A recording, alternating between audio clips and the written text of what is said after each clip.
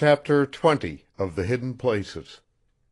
This recording is in the public domain. Recording by Roger Moline. The Hidden Places by Bertrand W. Sinclair.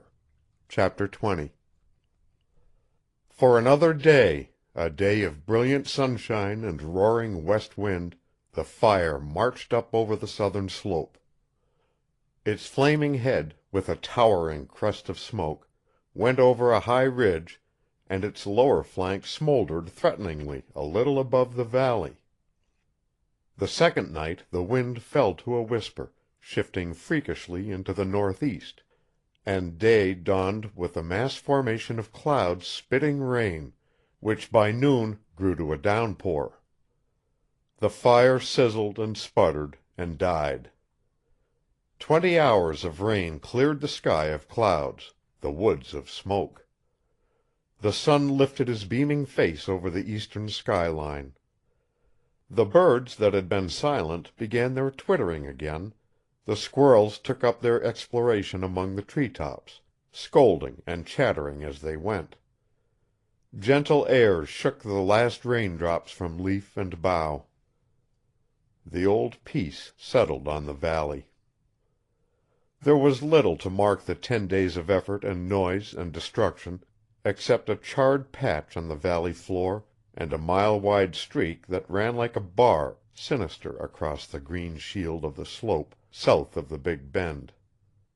Even that desolate path seemed an insignificant strip in the vast stretch of the forest.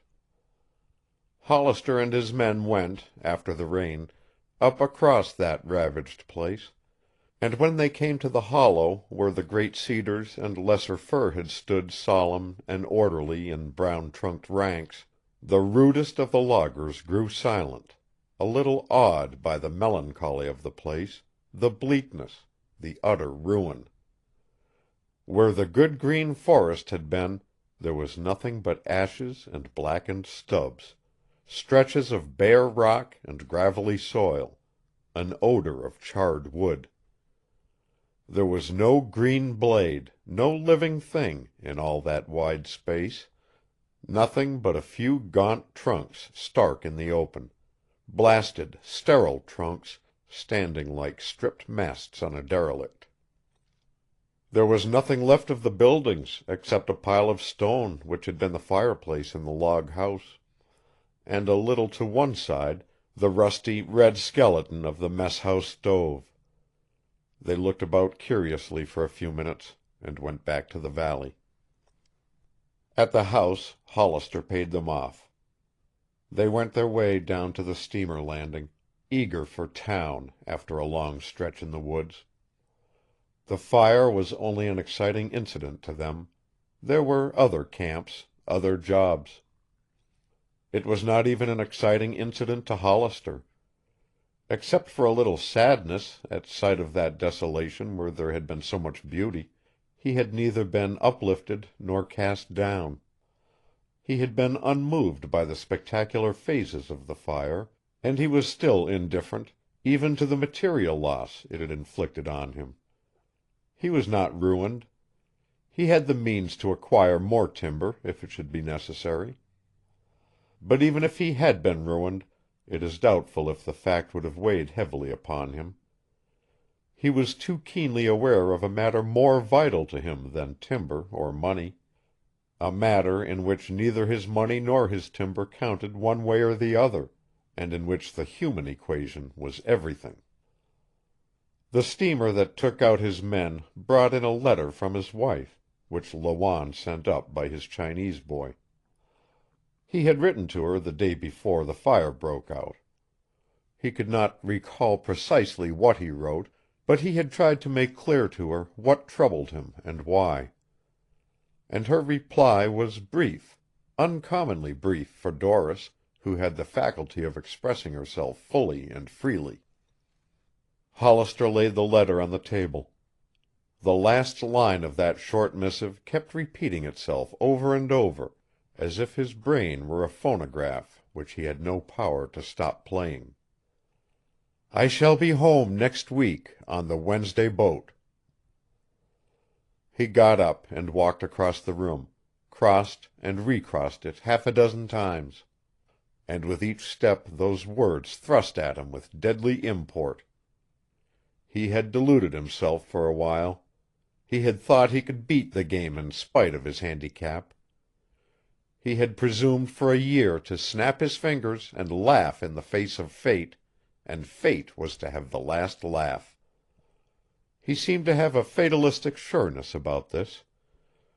He made a deliberate effort to reason about it, and though his reason assumed that when a woman like Doris Cleveland loved a man she did not love him for the unblemished contours of his face, there was still that deep-rooted, unreasoning feeling that however she might love him as the unseen, the ideal lover, she must inevitably shrink from the reality.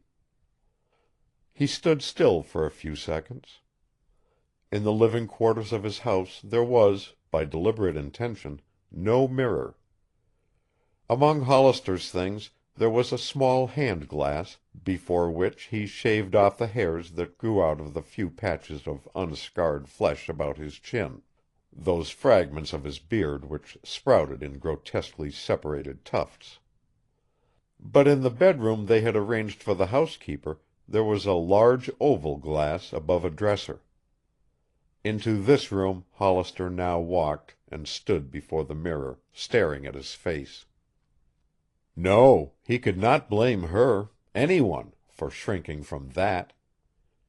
And when the darting shuttle of his thought reminded him that Myra did not shrink from it, he went out to the front room, and with his body sunk deep in a leather chair, he fell to pondering on this. But it led him nowhere except perhaps to a shade of disbelief in Myra and her motives, a strange instinctive distrust both of her and himself. He recognized Myra's power. He had succumbed to it in the old careless days and gloried in his surrender.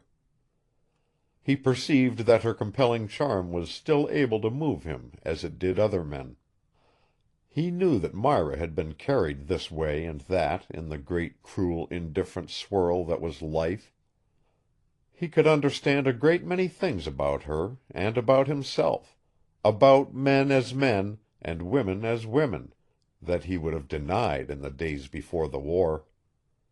But while he could think about himself and Myra Bland with a calmness that approached indifference, he could not think with that same detachment about Doris. She had come, walking fearlessly in her darkened world, to him in his darkened world of discouragement and bitterness. There was something fine and true in this blind girl, something that Hollister valued over and above the flesh and blood loveliness of her, something rare and precious that he longed to keep. He could not define it. He simply knew that it resided in her, that it was a precious quality that set her apart in his eyes from all other women. But would it stand the test of sight? If he were as other men, he would not have been afraid. He would scarcely have asked himself that question. But he knew he would be like a stranger to her, a strange man with a repellingly scarred face. He did not believe she could endure that, she who loved beauty so, who was sensitive to subtleties of tone and atmosphere beyond any woman he had ever known. Hollister tried to put himself in her place. Would he have taken her to his arms as gladly, as joyously, if she had come to him with a face twisted out of all semblance to its natural lines? And Hollister could not say. He did not know. He threw up his head at last, in a desperate sort of resolution. In a week he would know. Meantime? He had no work to occupy him now. There were a few bolts behind the boomsticks which he would raft to the mill at his leisure. He walked up to the chute mouth now and looked about. A few hundred yards up the hill the line of green timber ended against the black ruin of the fire. There the chute ended also. Hollister walked on across the rocky point, past the waterfall that was shrinking under the summer heat, up to a low cliff where he sat for a long time looking down on the river. When he came back at last to the house, Myra was there, busy at her self-imposed tasks in those neglected rooms. Hollister sat down on the porch steps. He felt a little uneasy about her being there, uneasy for her. In nearly 2 weeks of fighting fire he had been thrown in intimate daily contact with Jim Bland, and his appraisal of Bland's character was less and less flattering the more he revised his estimate of the man. He felt that Myra was inviting upon herself something she might possibly not suspect. He decided to tell her it would be wiser to keep away, but when he did so, she merely laughed. There was a defiant recklessness in her tone when she said, "Do you think I need a chaperone? Must one, even in this desolate place, kowtow to the conventions devised to prop up the weak and untrustworthy? If Jim can't trust me, I may as well learn it now as any other time. Besides, it doesn't matter to me greatly whether he does or not. If for any reason he should begin to think evil of me, well, the filthy thought in another's mind can't defile me. I can't recall that I was ever greatly afraid of what other people might think of me, so long as I was sure of myself." "Nevertheless," Hollister said, "it is as well for you not to come here alone, while I am here alone." "Don't you like me to come, Robin?" she asked. "No," he said slowly. "That wasn't why I spoke. But I don't think I do." "Why?" she persisted. Hollister stirred uneasily. "Call a spade, Robin," she advised. "Say what you think, what you mean." "That's difficult," he muttered. "How can anyone say what he means, when he is not quite sure what he does mean? I'm in trouble. You're sorry for me, in a way. And maybe you feel, because of old times, because of the contrast between what your life was then and what it is now, you feel as if you would like to comfort me. And I don't want you to feel that way. I look at you, and I think about what you said. I wonder if you meant it. Do you remember what you said?" "Quite clearly. I meant it, Robin. I still mean it. I'm yours, if you need me. Perhaps you won't. Perhaps you will. Does it trouble you to have me a self-appointed anchor to windward?" She clasped her hands over her knees, bending forward a little, looking at him with a curious serenity. Her eyes did not waver from his. Hollister made no answer. "I brought a lot of this on you, Robin," she went on, in the musical, rippling voice, so like Doris in certain tones and inflections as to make him wonder idly if he had unconsciously fallen in love with Doris Cleveland's voice because it was like Myra's.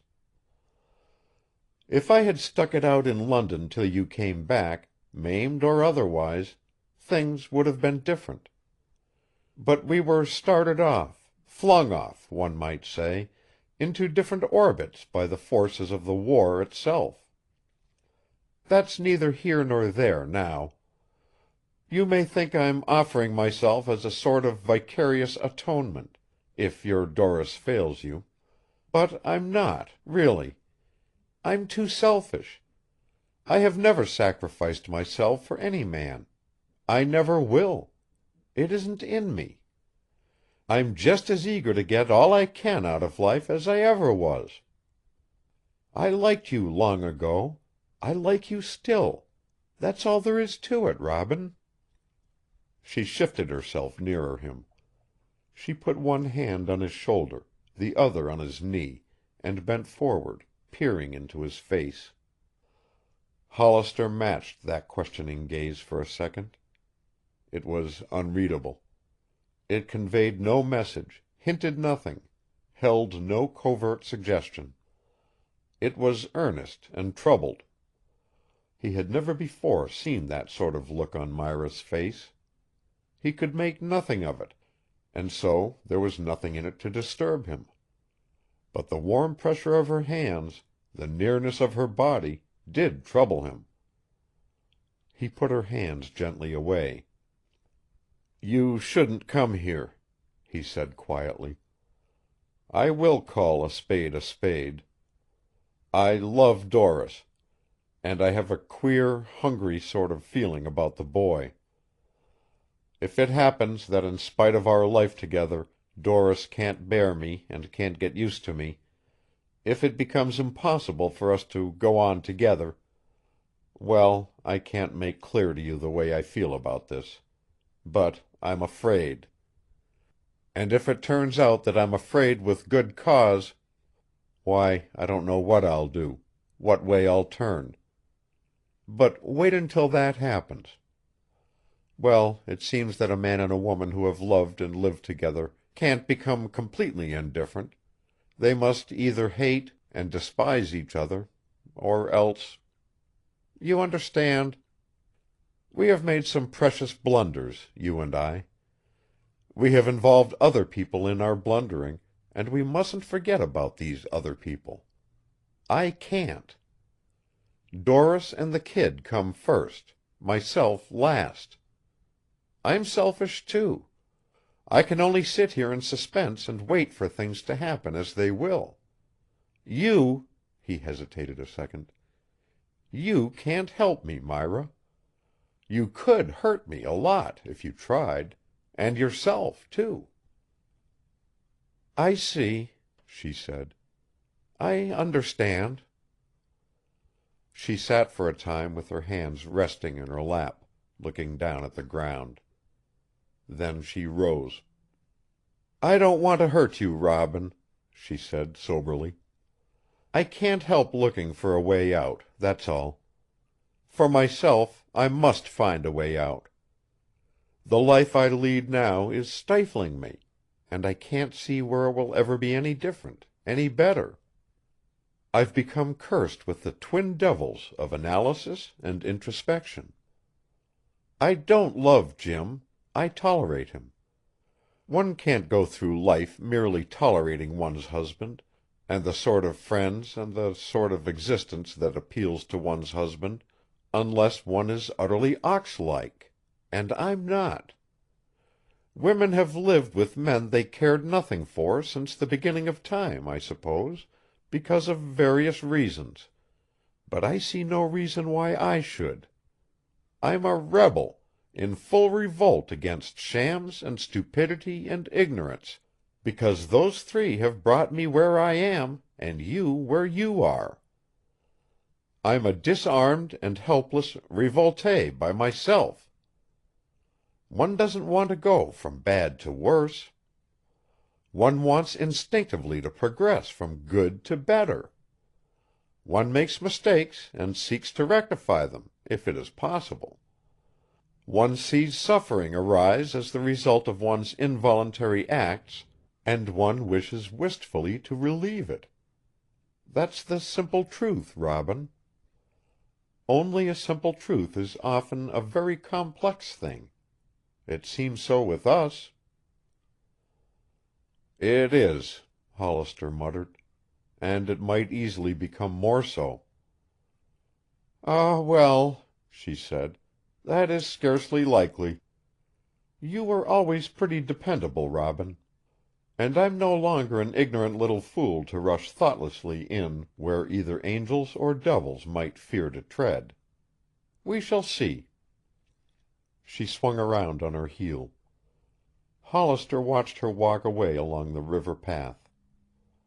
He scarcely knew what he thought, what he felt, except that what he felt and thought disturbed him to the point of sadness, of regret.